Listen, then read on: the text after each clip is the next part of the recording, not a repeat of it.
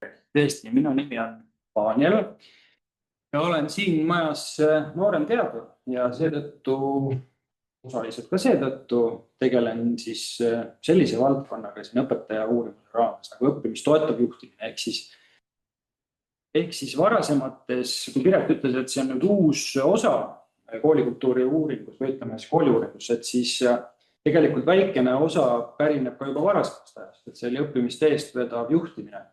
Ja kuna see õppimist toetav juhtimine ja selline juhtkonna ja juhi panus kooli arengusse just sellisel viisil, et see õppija on seal keskmes ja see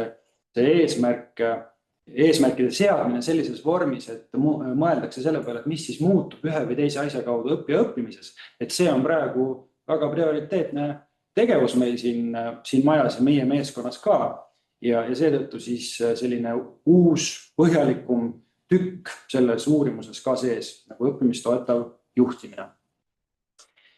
Ja kust see pärit on? Ehk siis pikema kaarega rahvusvahelises teaduskirjanduses kasutatakse sellist katusmõistet nagu leadership for learning. See siis ühendab selliseid juhtimispraktikaid ja sellist juhtimislähenemisi, kus siis vaadeldaksegi kooli juhtimist hästi olulise fookusega just õppija õppimisel.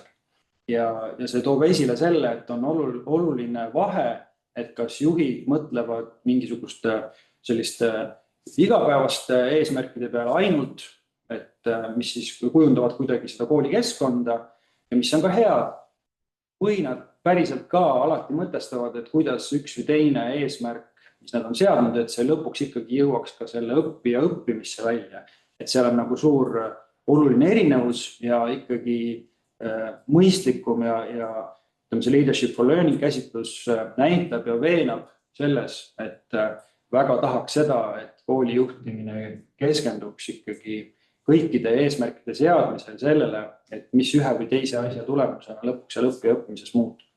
Ja siin paremal pool võib-olla mõnedele siin olijatele on ka tuttav juba see selline visuaal, see on siis õppimist toetavate juhtimisviiside selline visuaal, mida me oleme kasutanud juba mõnda aega.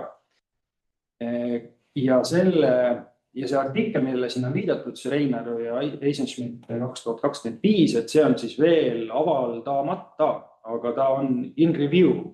Et sellega võib minna veel omajagu aega, keegi ei tea kui palju, aga loomulikult kõik ootame, et see artikkel lõpuks välja tuleks ühel hetkel ja seal on siis selle õppimist toetavate juhtimisviiside Eesti kontseptualiseerimine sees kirjas. Aga meie ütlemegi siis selle lähenemise kohta, see, mis on rahvusvaheliselt leadership for learning, et see on õppimist toetav juhtimine, milles kasutatakse õppimist toetavaid juhtimisviise, juhtimispraktikaid. Ja võimegi öelda, et need õppimist toetavad juhtimispraktikad on siis õppijate õppimisele kõige enam mõju omavad juhtimispraktikad, mis on olulised Eesti haridusjuhtimise kvaliteedi tõstmiseks, et selline mõte on siis ka sealt artiklist pärit. Ja selle kontseptualiseeringu põhjal ka siis instrument sellel korral õpetaja uurimuses. Ja mitte ainult õpetaja uurimus, ka juhtide uurimus oli see sees. Nii, aga siin on veel mõningad sellised alusvundamendi väited, millest ma juba ka rääkisin. Aga kuidas siis, miks see on oluline ja miks me peame õpetajate käest seda küsima? Sellepärast, et õpetajate töös ja ka õpilaste õppimises on teaduskirjanduses just nimelt selle leadership for learningu katuse all välja toodud päris palju sellist tõenduspõhist kinnitust juba selle kohta, kuidas juhtimispraktikad mõjutavad ikkagi kooli arengut selles suunas, et õpilaste õpitulemused lähevad paremaks ja ka õpetajate selline, kui Anna-Liisa siin rääkis just tööga rahulolust ja läbipõlemissümptomitest, et tõesti need omavad ka seost omavahel, et see, kuidas siis juht juhib, milliste praktikate kaudu ja kuidas õpetajad ennast tunnevad. Ja siin on mõned nopped siis sellisest aluseks olevast teaduskirjandusest. Mis on selle rakenduslik väärtus sellel instrumendil? Et me siin näiteks 3 mõtet olen välja toonud. et see, et me nüüd monitoorime, küsime õpetajate käest, juhtide käest ja proovime saada seda pilti või kraadida seda, et milliseid hinnanguid siis õpetajad annavad juhtimise kohta oma koolis. Et see on esiteks, see on selline fokusseeritud tagasiside juhtkonnale, juhile, juhtimisele kui sellisele, millest tekib väärtus siis, kui seda tehakse juba mitmel korral järjest, kindlasti veel olulisemalt, et näha, kuidas need trendid liiguvad, kuidas ühte või teist asja koolis kasutatakse või milliseid muutusi sisse viiakse, siis on võimalik vaadata näiteks järgmisel korral osaledes, kas midagi on muutunud õpetajate antavastes hinnangutes juhtimise kohta. Et siis kindlasti sellest, see on seotud ka sellest planeeritava atesteerimissüsteemiga, mis on siis koolijuhtidele planeeritud kui selline kollegiaalne tagasisidestamise võimalus. Aga selleks, et seda tagasisidestamist teha, selleks on vaja, selles kavandis on välja toodud, et juhid peavad koostama eneseanalüüsi ja eneseanalüüsis on oluline osa sellel, et nii juht ise saab vaadata, kui ka atesteerimisolukorras atesteerimiseksperdid saavad jälgida, et kas just õppimist toetavate juhtimisviiside raamistikus, et kuidas need juhi seatud eesmärgid viimastel aastatel jagunevad, et kas need on kõik sinna keskkonna kujundamise alla sobituvad eesmärgid või ta on ikkagi neid, mis on siin kollakamad sellel visuaalil, et kas tema eesmärgid kukuvad ka nagu nendesse valdkondadesse, mis on väga oluline koolis ju nende asjadega ka juhtkonna tasandil otseselt tegeletakse. Ehk et ta on nagu selline raamistik atesteerimise kontekstis ka ja ta annab võimalust juhil seada eesmärke, põhjendada oma eesmärke, miks üks või teine ja ka nende tulemust tõendada andmetega. Ja see on kindlasti ka sarnane suund ju Hakka kvaliteedimudeli sellele, kuhu siis Hakka kvaliteedimudel püüdleb, et see on samamoodi õppimine ja õpetamine ja selleks keskkonna loov, et see on seesama suund, kuhu siis Eesti haridust soovime tüürida selleks, et õppijatel oleks see tõhusam ja nende tulemused oleksid paremad. Hakka on siis hariduse kvaliteet. Just, jah. Seesama Hakka. Nii, aga siis võib-olla tulemuste juurde. Et esimene selline huvitav, et see õppijast lähtuv sihiseade siin edaspidistel slaididel on ka, et SS, siis õppekava arendus on ÕK ja professionaalse arengu toetamine on PR. Ja algselt meil oli küsimustikus ette nähtud 4 valdkonda, aga mis selguski kohe nende tulemuste baasil, et tegelikult see keskkonna kujundamine, see 4. valdkond, õppimist toetavat juhtimisviiside valdkond, et see selgelt ikkagi faktoranalüüsis eristus. Ja eristusid seal küsimused nii, kui need väited, millele see hinnanguid tuli anda, et nagu joonistusid välja ikkagi see sisemine keskkond koolis, väited olid siis, et kooli juhtkonna koosseisu kujundamisel on arvestatud kooli hetkeolukorda ja arengu eesmärke ja kooli juhtkond veab eest koolipere kujundamist ühtseks kogukonnaks. Et see on ilmselgelt selline kooli seesmine keskkond ja siis teine pool on selline väline keskkond pigem, võime öelda, et õppeprotsessi rikastamiseks on koostöösuhteid, luuakse teiste haridusasutustega, teiste organisatsioonidega ja juhtkond toetab kooli töötajate panustamist piirkonna arendustegevustesse.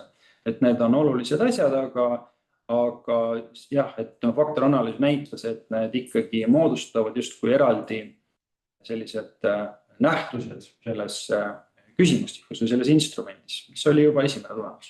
Paar sõna nende teiste valdkondade kohta ka, et näiteks mis on õppimist lähtuva sihiseadega.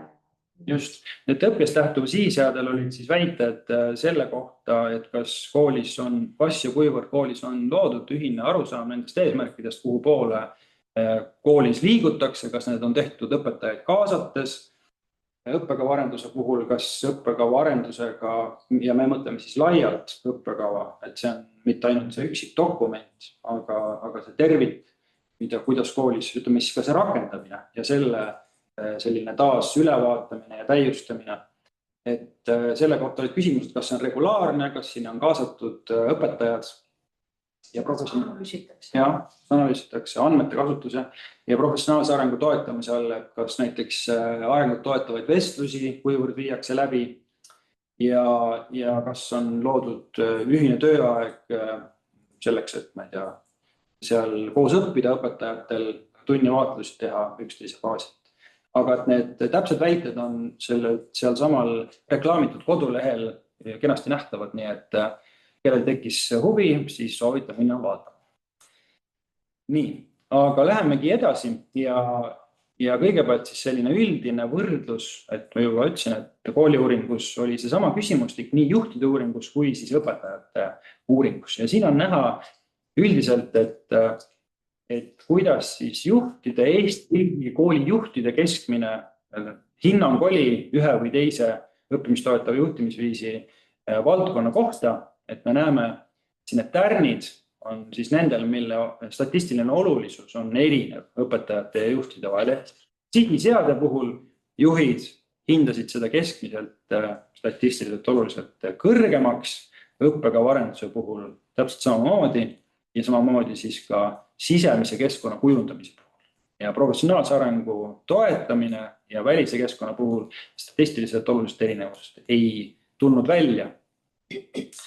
Aga me näeme, et need erinevused ei ole tohutult suured, et üldiselt need langev, et ei ole need käärid väga suured, aga see slaid tegelikult meenutab seda, et kui teie nüüd oma koolis hakkate neid tulemusi vaatama, siis see on kohe esimene koht, mille pinnalt arutada näiteks juhtkonnas diskussiooni ja arutelu, et vaadatagi otsa sellele, kuidas meie juhtkond või koolijuhina, et kuidas mina ühte või teist asja hindasin ja võtta sinna kõrvale see õpetajate keskmine, mille saab siis kooliuuringu kodulehelt ja mõeldagi, et mis nende numbrite taga võib olla, sellepärast, et kui need on keskmised tulemused, siis esines ka neid koole, kus need vahed on märksa suuremad.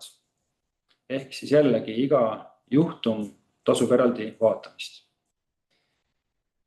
Kui me väga üldiselt võtame kõik vastanud õpetajad, ja nüüd oleme õpetajate juures selle slaidiga, ja paneme nad kahte gruppi, ehk siis need, kes suhteliselt kõrgemad hinnangud andsid kõikidele 5 kategooriale, kes andsid madalamad hinnangud. Vasakpoolne siin on lihtsalt selle jaoks, et me näeme, et need kõrgemate gruppi hulgas on kuskil 2636, ehk 70% umbes vastajatest ja madalamate hinnangute hulgas umbes 30% vastanutest. Siis ma juhin tähelepanu siia paremale joonisele. Ja sellel joonisel me näeme, et punased on nüüd need, kes andsid siis suhteliselt kõrgemaid hinnanguid. See keskmine jookseb siin kuskil 4,5 juures, sihiseades ja nii edasi. Et muidu me näeme, need lähevad üsna paralleelselt, aga huvitav aspekt, mis siit välja tuleb, on see, et erinevad need kaks gruppi selle poolest oma vastuste mustri poolest.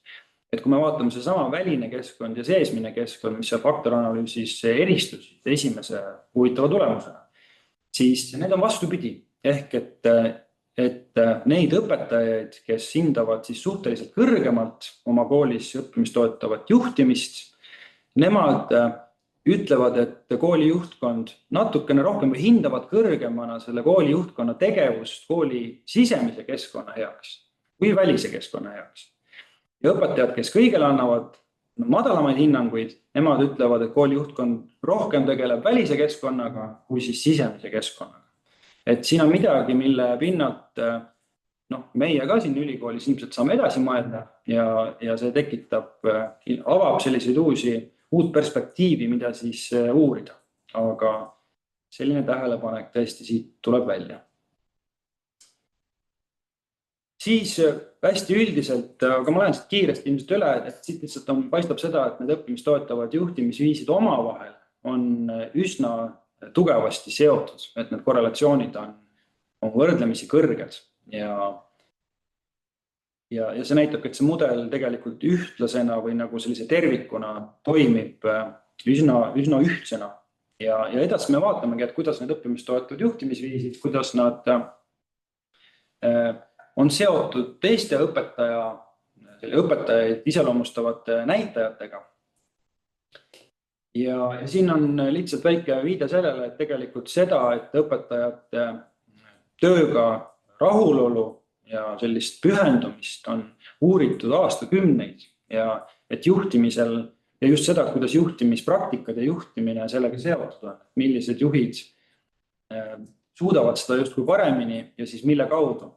Siin on aastast 85 siis üks kena näide.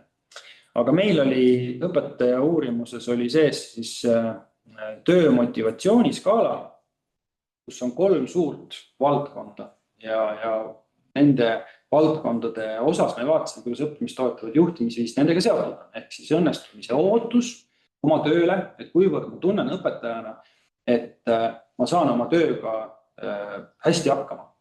Siis teine komponent õpetamise tunnetatud väärtus, ehk siis kuidas ma tunnen, et see, mida ma siin koolis teen, ükskõik kui raske või kerge see ei ole, aga et see on ikkagi üks väga väärtuslik asi.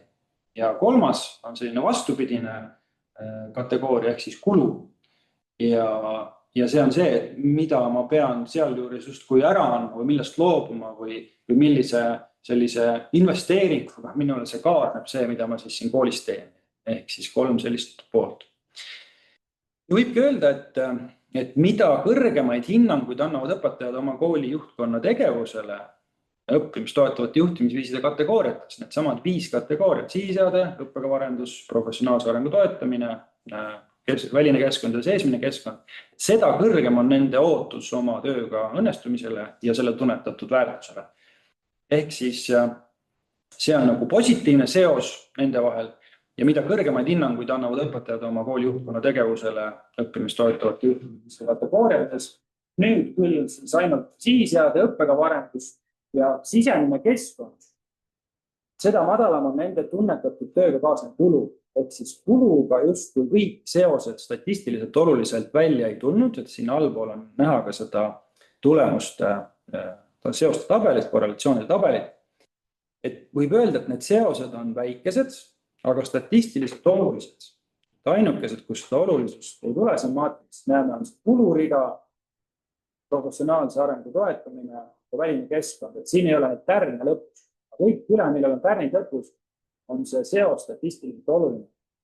Ja me vaatame, et need korrelatsiooni numbrid, 0,2 näiteks ja siin on 0,14, et need ei ole väga suured, see maksimaalne saaks siis olla 1, mis tähendaks, et nad on täiesti seotud.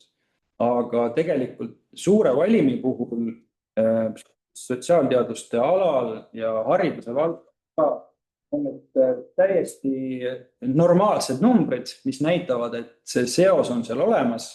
Lihtsalt me saamegi öelda, et seal on veel aspekte, et kuidas see motivatsioon siis kujuneb, aga et õppimist toetavad juhtimisviisid omavad selles rolli. Selle kõrval Anna-Liisa juba mainis ka, et üldine tööga rahulolu. Vaatasime ka seda, et kuidas siis õppimist toetavad juhtimisviisid on seotud üldise tööga rahuloluga. Ja seosed on nende vahel statistiliselt olulised ja on ka võrdlemisi suured. Ehk et siin me juba näeme selliseid korrelatsiooni näitajaid nagu 0,67 ja need on selles valdkonnas, kus me toimetame, haridus- ja sotsiaalteadused, need on ikkagi väga suured numbrid juba.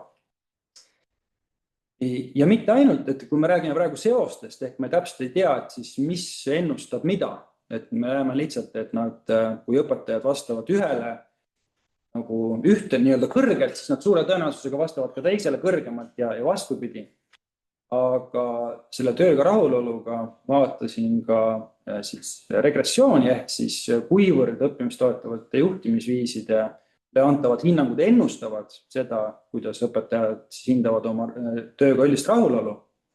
Et siis siin vahel on ka oluline regressioon ehk et õppimist toetavatele juhtimisviisidele antavad hinnangud võimaldavad ennustada. Ja see on siis 52% variatiivsusest, mis on ka päris suur näitaja.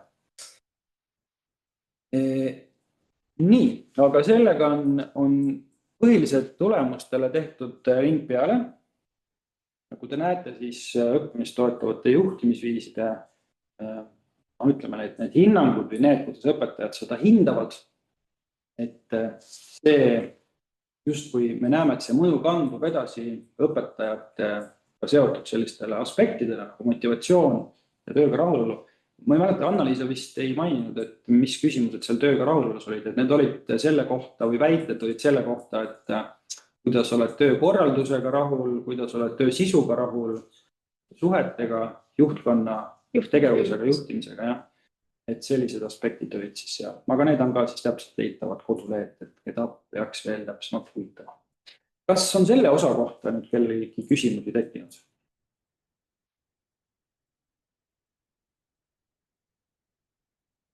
Kirjeldades tõhusat juhtimispraktikat, siis täpsemalt on, et milline see juht siis on, mis ta teeb või mida ta ei tee? Jah, et see juhtimisviisid on. Jah, et siis teeb, mida ta ei tee, eks või? Jaa, et hästi kokkuvõtvalt, et need 4 olulist valdkonda, mis siis tegelikult aastakümnete jooksul, mida teaduskirjandus ka näitab ja kus see teaduskirjandus mujalt tuleb kui ikka uuringutest.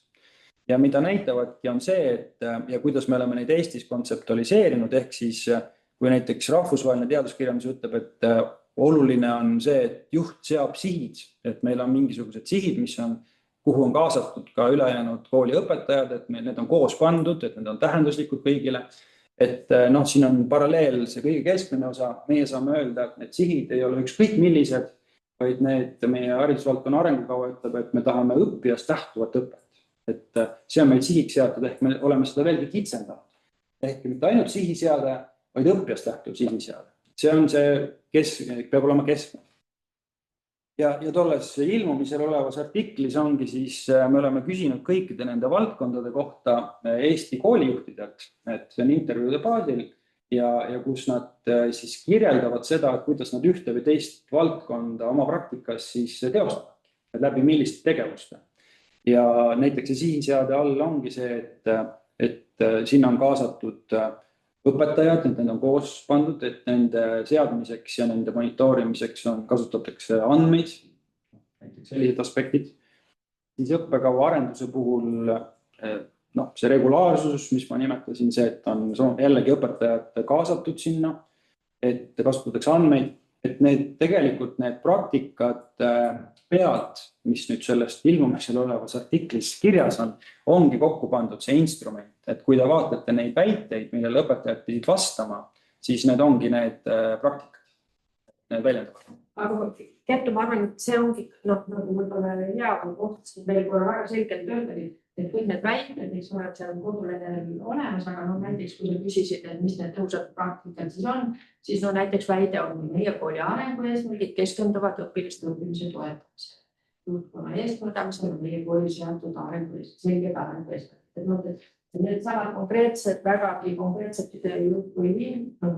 hinnangud õpetaja või juhtkonna tegevusele, et nad siis moodustavadki kas siis sihiseade või õppekava arenduse ja nii edasi. Kui õppekava arendust vaadata, kas seal see väärtustus ja tunnetatud kulu nende suhtest peab oskata midagi öelda? Et kui oli palju õppekava arendust justkui, et mis siis oli kulu ja väärtus, et seda on kohe siin näha. Et kui õppekava arendusele anti kõrgemaid hinnanguid nii-öelda, et siis anti, siin on see R on 0,2, eks ole, ja see näitabki seda, et see on nüüd see väärtuseks. Et siis anti ka kõrgemaid hinnanguid selle oma töö väärtuse kohta. Ja madalamaid kaasnevale kulule. Ja kuluga on vastupidine, et see kulu natuke siis oli vähe. Ehk siis, et kui võiks ka meil hästi üldiselt öelda, et kui ikkagi õppekava ja selle õppeprotsessile on põhitähelepanu ja näiteks nii väited on, et juhtkonna eestvedamisel tegeletakse õppekava uuendamisega, õpetajaid kaasatakse õppekava rakendamise hindamisse, et siis nad tegelikult hindavad ka seda kulu madalamalt tegelikult. See on loogiline, mu siht oli natukene teisel, aga see võib-olla ei tule välja. Minu jaoks on õppekava arendus tervikuna õpetaja jaoks olnud ikka suur koormus, et kas selles on nüüd midagi muutunud ka, et kas neid, kes näiteks kulu peavad suuremaks ja väärtus madalamaks, kas nende nii hulk on ajas ka muutunud midagi või te ei vaadanud nendest eelmistest tegelas välja? Kahjuks seda ajas muutumist ei oska jah praegu öelda. Aga võrreldes nagu teiste asjadega, kas hinnanguid antakse madalamaid siis sellele väärtustamisele ja kulule kõrgemaid võrreldes siis nende teiste uuringutega.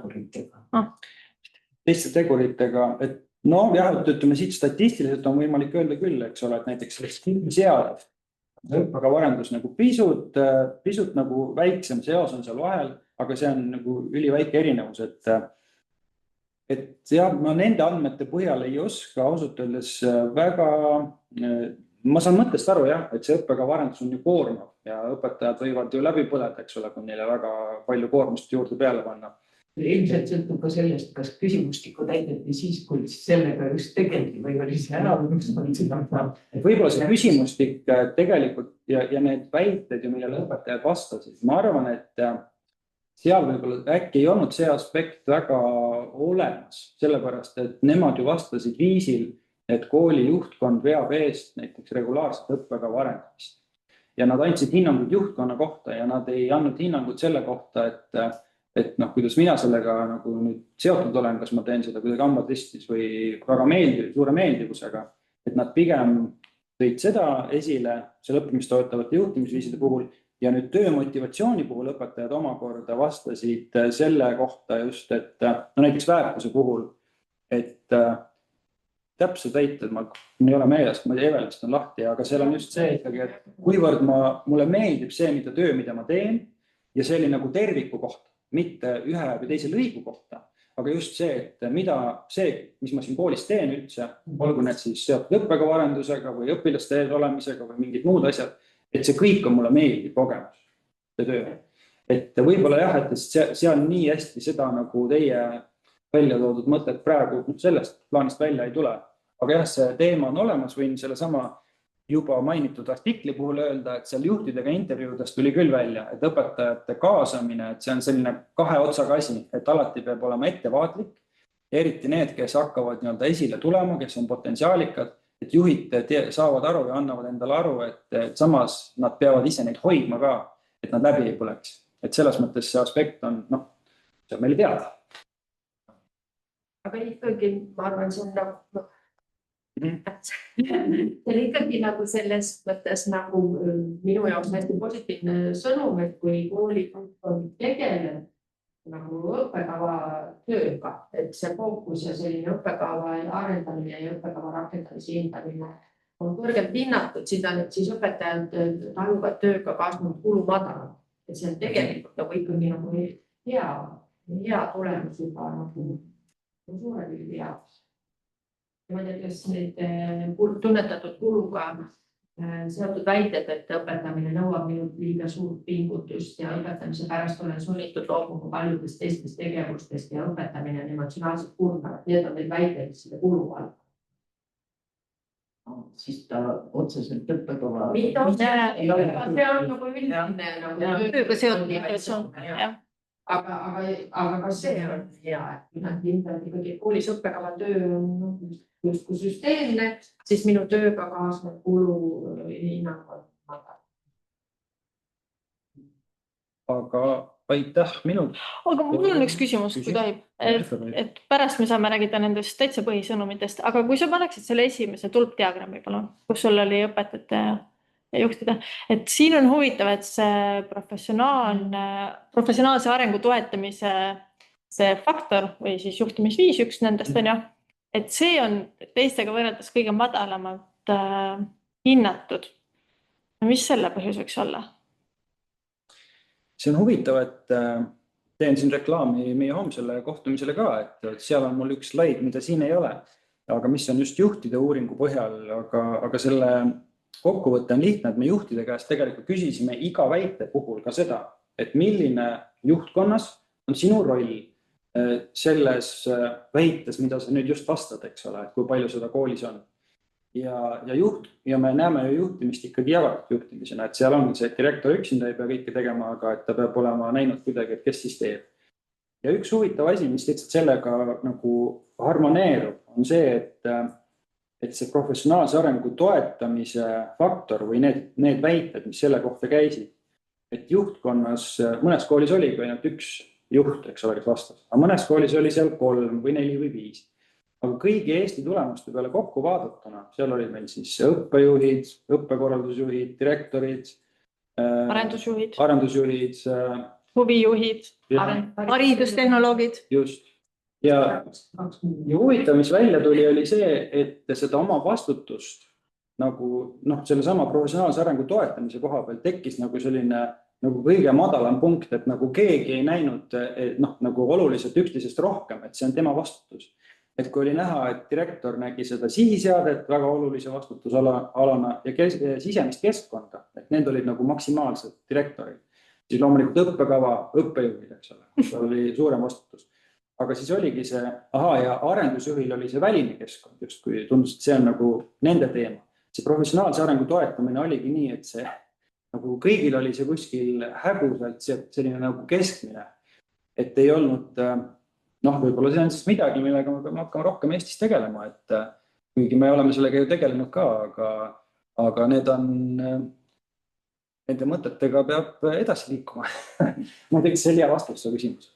Ja, see on väga hea ja võib-olla see on natuke seotud sellega, mida mina hakkan rääkima, õpetajate õpimotivatsioon. Muidugi. Sellepärast, et professionaalset arengut meie ju näeme hästi tugevalt sellena, meie siis haridusjuhtimise akadeemias näeme, et koolide ees võiks olla sellised koostöös õppimise vormid ja neid võiksid õpetajad eest vedada ja võib-olla see on see, mille pärast see professionaalse arengu toetamine on rohkem äkki jäetud ka nagu õpetajate õlule. Aga ma ei tea, seda tuleb uurida edasi. Absoluutselt, igal juhul reklaam sai tehtud, et homme ka juhtide uuringu tutvustus. Nii et...